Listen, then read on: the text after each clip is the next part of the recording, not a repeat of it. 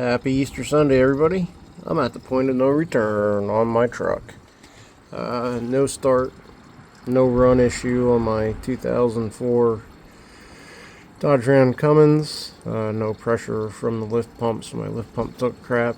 I did have an air dog system sitting in the basement, so I'm going to get that put in today. And I just popped the hole in the bottom of the tank, letting her drain out now. And I'll start getting underway here. Frame not too horrible for being here in Pennsylvania. Could be worse. Seen much worse. But this is my concern right now. Got to make her run again. I'll be back with an update.